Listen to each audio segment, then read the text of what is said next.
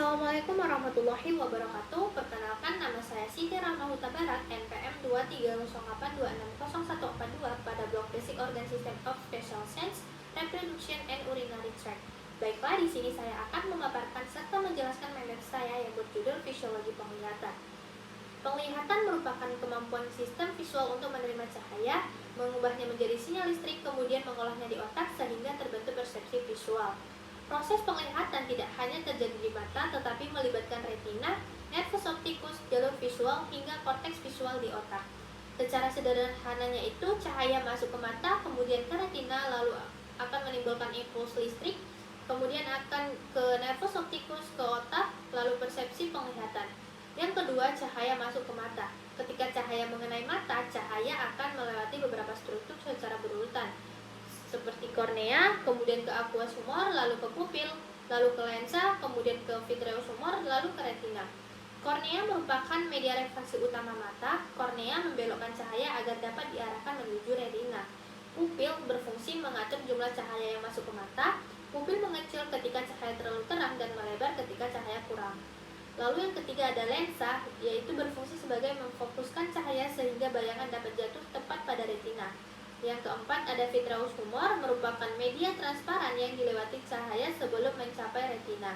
Yang ketiga itu ada refraksi. Refraksi adalah proses pembelokan cahaya ketika cahaya melewati media yang memiliki indeks refraksi berbeda. Pada mata, media refraksi terdiri dari kornea, kemudian aqueous humor, lalu ke lensa, kemudian ke vitreous humor.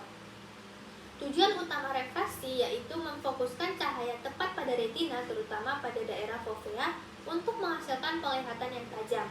Lalu yang keempat ada retina. Ini merupakan bagian mata yang sangat penting karena berfungsi mengubah energi cahaya menjadi sinyal listrik yang dapat diteruskan ke otak. Retina memiliki dua jenis fotoreseptor utama. Yang pertama yaitu ada rod cell. Ini sangat sensitif terhadap cahaya, berperan terutama dalam penglihatan pada kondisi gelap ataupun malam hari, tidak berperan dalam penglihatan warna, banyak ditemukan di retina perifer. Lalu yang kedua yaitu ada cone cell. Ini bekerja terutama pada kondisi terang, berperan dalam penglihatan warna dan ketajaman visual, banyak ditemukan di daerah fovea. Lalu ini terdiri dari tiga tipe, yaitu yang pertama ada S-cone. Ini sensitif terhadap gelombang pendek, kemudian ada M-cone, sensitif terhadap gelombang sedang, L-cone sensitif terhadap gelombang panjang.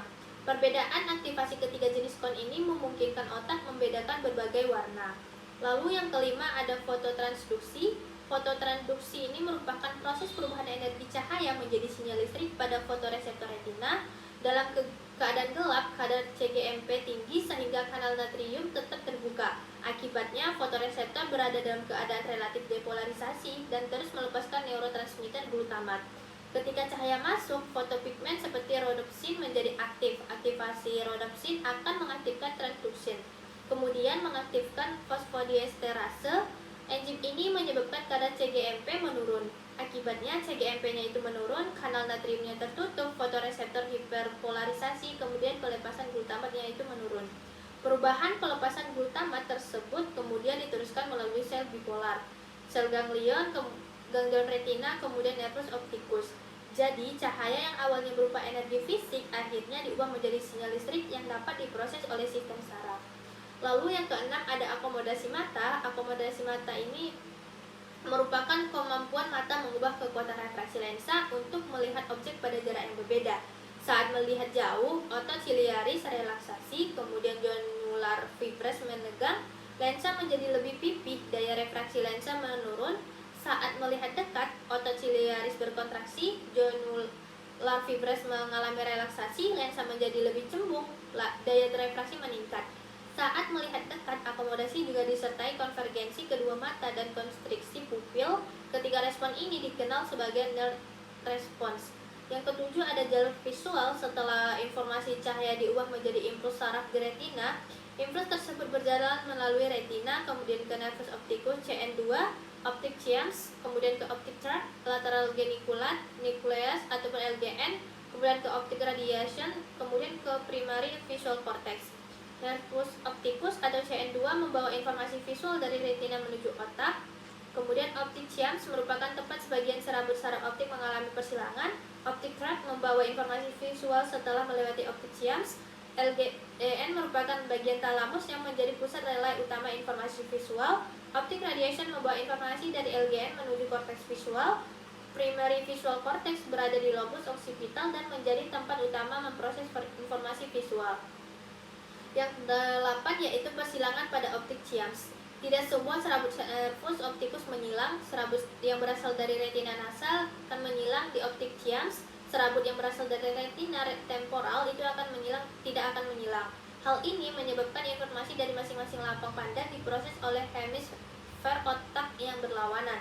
Visual field kanan, hemisfer kiri, visual field kiri, hemisfer kanan. Jadi, otak kiri memproses informasi dari lapangan pandang kanan, sedangkan otak kanan memproses informasi dari lapangan kiri. Yang kesembilan ada persepsi visual. Setelah mencapai primary visual cortex di lobus occipital, informasi visual tidak berhenti begitu saja. Otak akan mengolah berbagai karakteristik objek seperti bentuk, warna, gerakan, ukuran, dan juga lokasi. Hasil pengolahan tersebut kemudian menghasilkan persepsi visual, sehingga tidak hanya menerima cahaya tetapi dapat mengenali dan memahami objek yang sedang dilihat. Untuk referensi yang saya gunakan yaitu ada dari Hall J.A., Hall M.A., Guiton and Hall Textbook of Medical Physiology, edisi 5 tahun Philadelphia Elsevier 2025, pada bab 50-52 membahas optik penglihatan, fungsi retina, fotokimia penglihatan warna, jalur visual, dan juga korteks visual. Lalu referensi yang kedua ada Barrett K.A., DKK yaitu Ganong Review of Medical Physiology, edisi 27 tahun New York, MC Grow-Hill 2025, bab 10. Lalu ada dari Boron W.F., Bolpek L., Medical Physiology, edisi 4 tahun Philadelphia Elsevier 2022. Kemudian dari Costanzo L.S. Physiology, edisi 7 tahun Philadelphia Elsevier 2022. Sekian yang bisa saya sampaikan. Terima kasih. Wassalamualaikum warahmatullahi wabarakatuh.